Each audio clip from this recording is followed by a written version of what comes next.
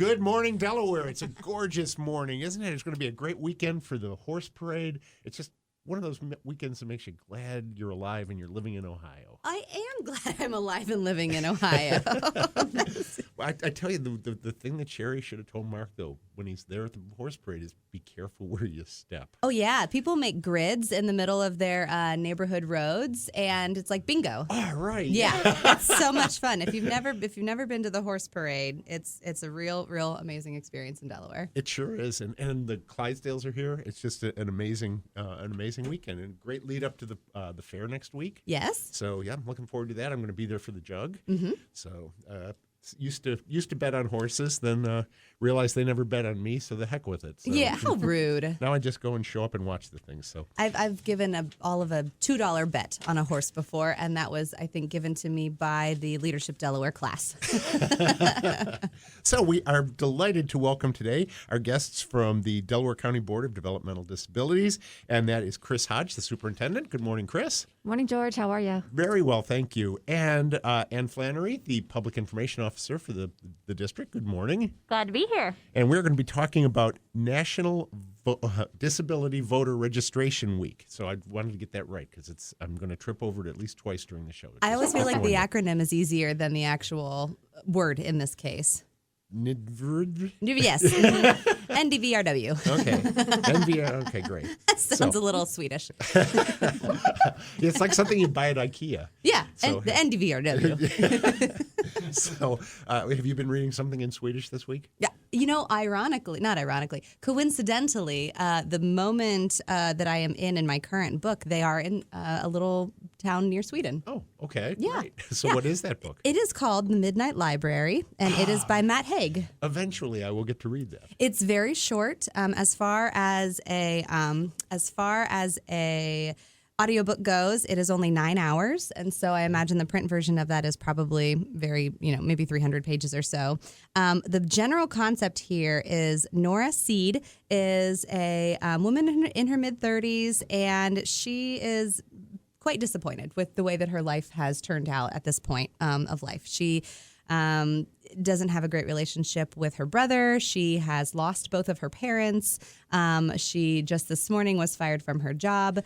And sounds like a country song. I know, yeah. I mean, her dog left her and her truck, got broke down. So, and on her, she decided about 2 days before her wedding that it wasn't going to work out. So she really at this point feels like she has no one and nothing.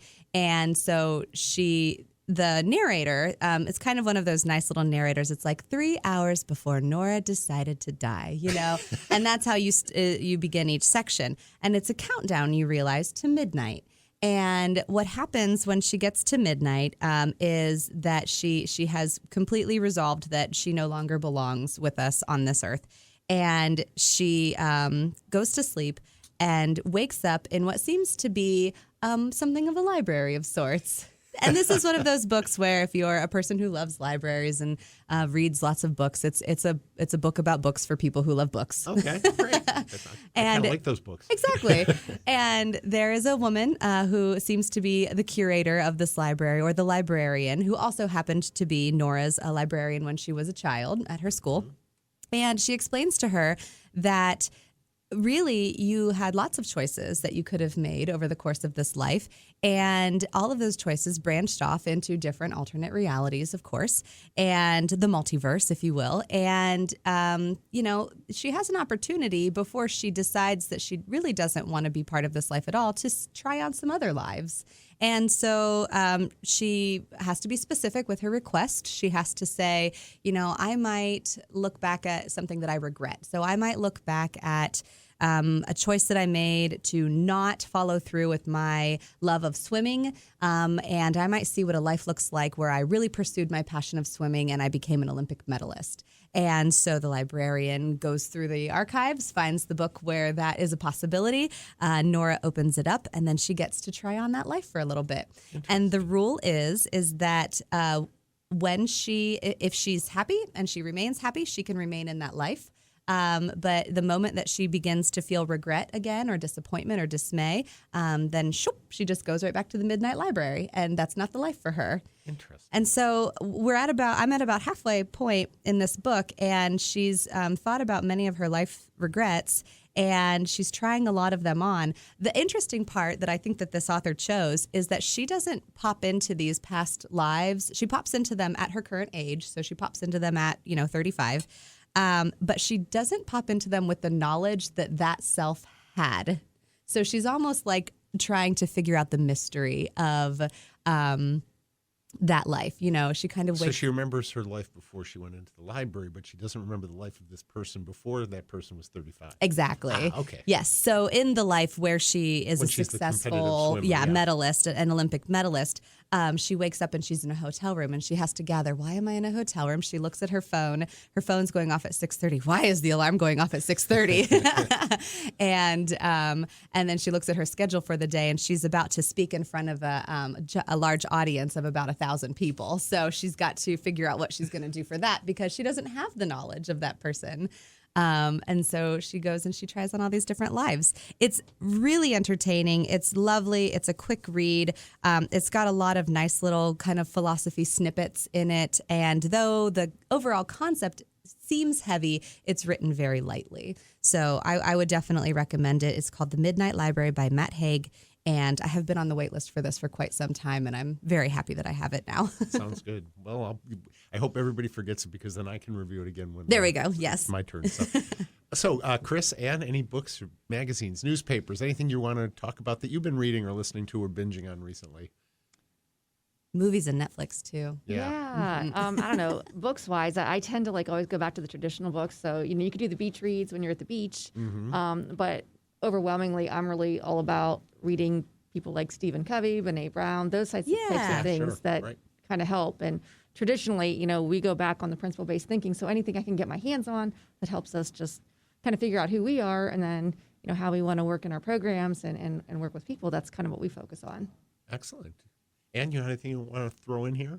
Well, I have a 5-month-old. So we have been reading a lot of the children's books from the Delaware Library. Yay. Our latest read was Dear Tabby, which is like Dear Abby, but it's a cat, an alley cat that provides advice to her fellow friends. Basically, just push everything off the counter. Yeah. Oh, I mean, it was hilarious. We were laughing out loud. So if you need a good, quick read, I would recommend.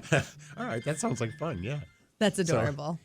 So I've been going through, well, I guess it was caused by Hamilton, but I'm in a Lafayette mood at the moment. Yes. I met Nathan Hale, who is the author of The Hazardous Tales, and they're history graphic novels. He actually autographed a little American stamp of Lafayette for me, and I have it in my office. And so I was reading this the other day, picked it up at the library. And then at the same time, I was reading a review in the New Yorker of 2 new books about Lafayette.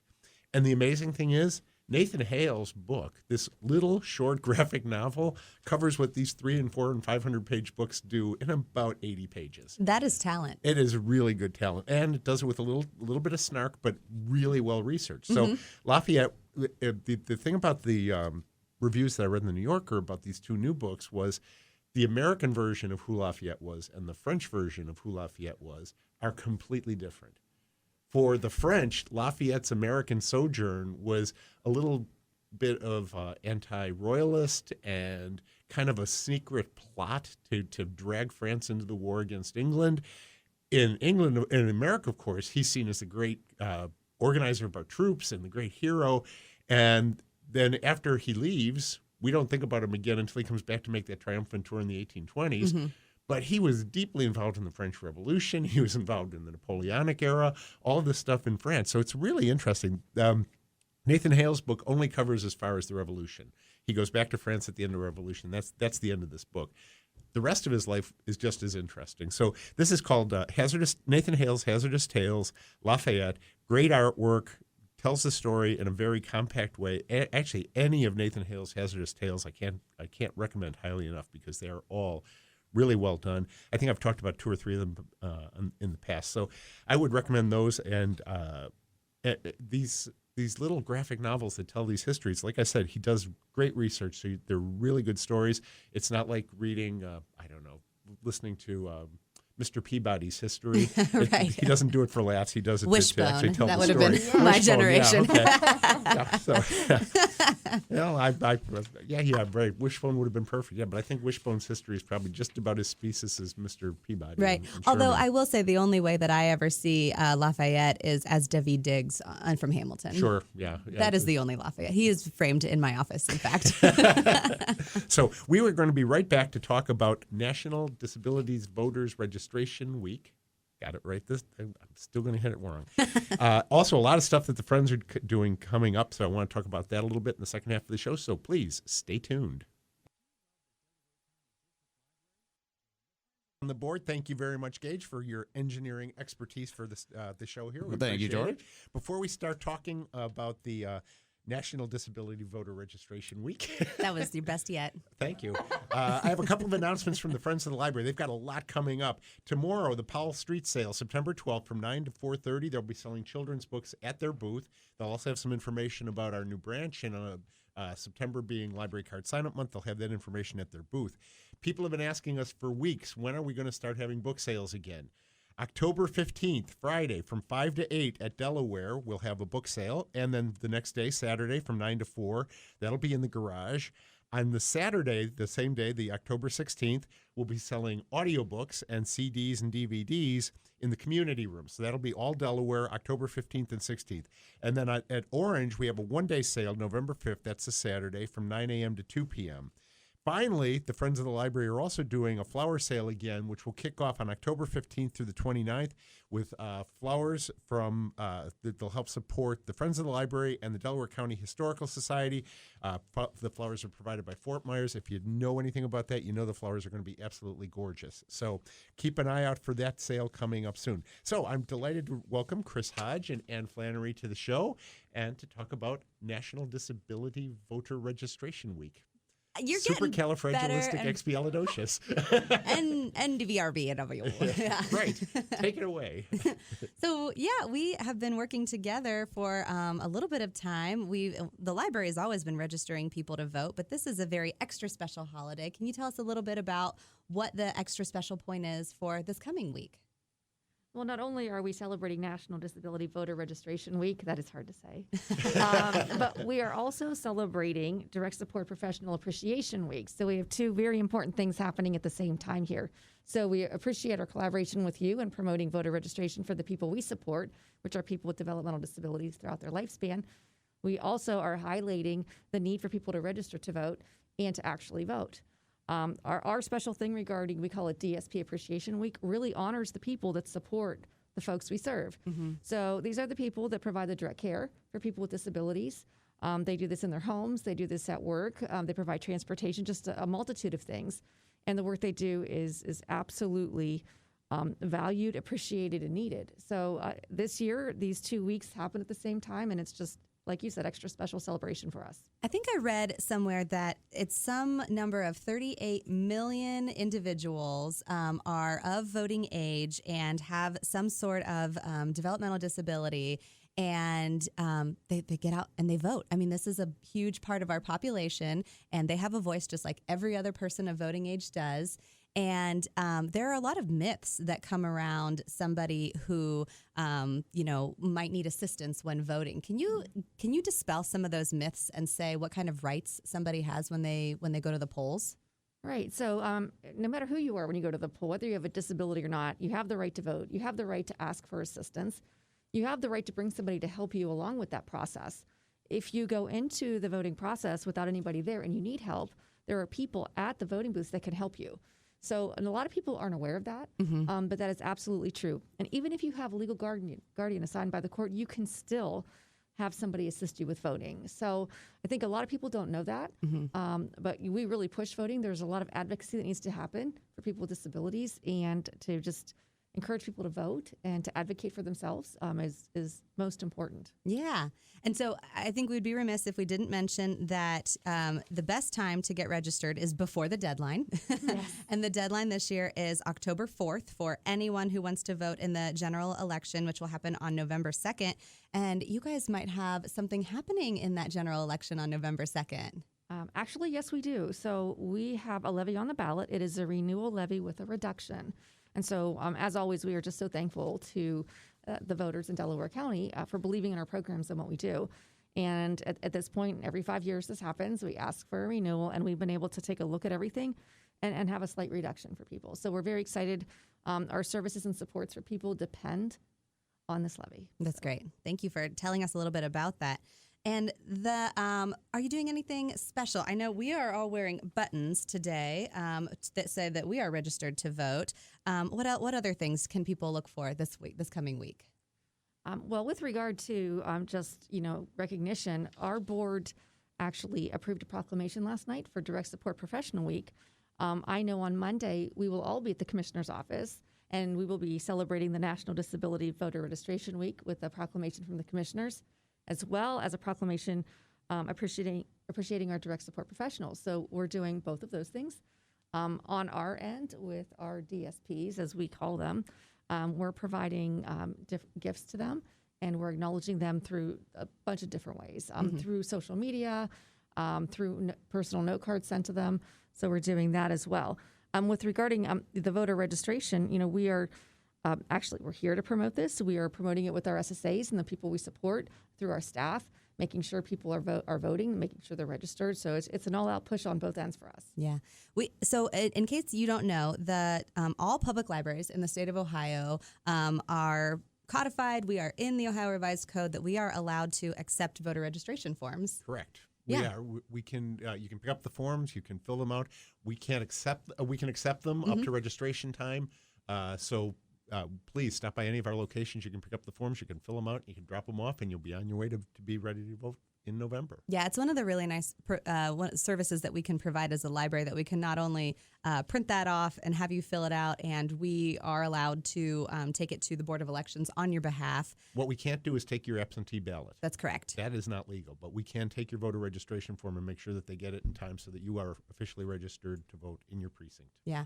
I will say, if you visit DelawareLibrary.org/vote, there is a lot of information on that page. You can also go to the Ohio Secretary of State's page, and you can visit, it'll be olvr.ohiosos.gov, and that'll give you an opportunity to also register to vote entirely online. So Right. You can even save yourself a trip.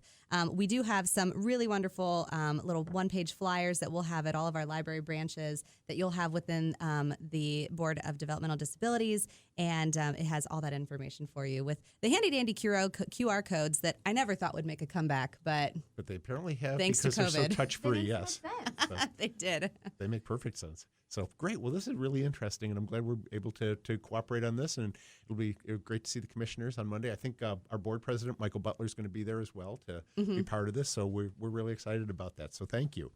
I do have a correction to make. I said that the street sale was tomorrow, Saturday. It is actually Sunday in Powell. The Powell street sale is Sunday, September 12th, not Saturday. So I apologize for that. I think I still have the time right. I think it's still 9 to 4:30. But That's a busy Sunday. So yes, you go it's a to very Powell, busy Sunday. you buy your books, and then you get back to Delaware. You find a parking space, and then you go to the horse parade. And since the library's closed, feel free to park in the library parking lot. Oh, that's kind of you. Yeah. Hey, I'm just a big guy. What can I say? Big guy with a big heart. Well, I'm also looking forward tomorrow night to seeing The Odd Couple with Arena Fair. Dave Hemanowski, who's a fellow Rotarian, helps appoint part of our board, and is just a mensch, is playing Oscar. That's great. Now, I would have cast him as Felix, but that's why I've never gotten to direct theater. But we'll see what happens. So Where is that being performed? it's being performed at Willis, at the auditorium at Willis Education Center. They do such a good job there. They do indeed. Hey, quick final plug for our guests today, Anne and Kris.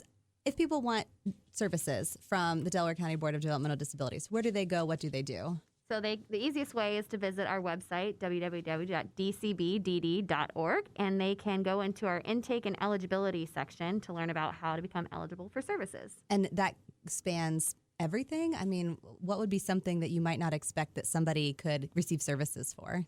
Well, I think the most important part is you can get services throughout your lifespan. So we have birth to 3, which is early intervention, and then we have 3 and on up. And so birth to 3 is early intervention, so that involves a lot of therapies and teamwork. But with the Service and Support Administration, there's a multitude of services that can happen. We collaborate with Jobs and Family Services for waiver services. And so people can have help in the home. They can have help in the community. It's really important to us that people are in the community, help with job attainment, help with transportation, just a multitude of things. That's great. I've always been impressed by how much your board does with with the resources and facilities you have. Just a great panoply of services, and also the cooperation you do in the community with other organizations is really impressive. Yeah, including our Liberty branch. We've even got some input that's been coming from the board for our upcoming Liberty branch, which you guys have been wonderful for. And the library has been a great inclusive employer for some of the people that we serve, so we really always appreciate that too. So great. It's a great relationship. Got a couple of things coming up at the library. Story times are back, as we said last week. And as long as the weather holds up, we will continue to do them outside. Now, major change at Powell. If you were coming to today's story time at Powell, it is not at Library Park. We are at Adventure Park because the parking lot for Library Park is being repaved. Yeah. And so for the next week, this week, next week, maybe right through the 24th, they're going to be at Adventure Park instead of there. So there'll be people there pointing you in the right direction. And when you see all the equipment, you'll know you don't want to be back there. But it's at 10:30 today. We do have a number of other story times next week. We're back on our schedule for doing story times at the branches. I want to point up one of our book groups this week. Vicky's book group is doing This Tender Land by William Kent Kruger. I hope it's either Kruger or Krieger. I never know which way to pronounce that. Yeah. The reason I'm pointing this out is because next spring he is going to be the guest of the Friends of the Library. We're doing a program with him. So if you want to get a little advance notice on that one or a little ahead of yourself on this, participate in Vicky's book club coming up next week. You heard it here first. That's news to me. Yeah, well, they've been working on this for quite a while. So that's great. Gene Whitlinger, who does such a great job lining up our speakers, has been working on this one for a while. That's awesome. And I'll give one more plug. We have a program coming up at 2 locations this coming week called Cosplay Basics. It's at Delaware one day, and then it's at Orange on another day. And you can, you don't need to pre-register. You just need to show up. And Megan Shoemaker is going to show you basically what is cosplay. Well, it's, playing in a costume. And what is a costume? It's anything from anything that you love. So from Loki to Care Bears. It's all over the place. And so she's going to give you some tips on how to make the best costumes. And that's coming up as a pitch for our Great Geek Fest. That's right. If you're interested, it is on, where is the date on here? Oh, yeah, there we go. It's Wednesday, September 15th at Delaware from 6 to 7. And then it's repeated Saturday from 2 to 3 p.m. at Orange. So, yeah, we'll have some fun with that. So, again, I want to thank Kris Hodge and for being here from the Board of Developmental Disabilities. Thank you very much, and thanks again for all your great service. Thank you, Gage. Always a pleasure working with you. My pleasure. Nicole. Always a pleasure. It is. And so we will see you in the stacks.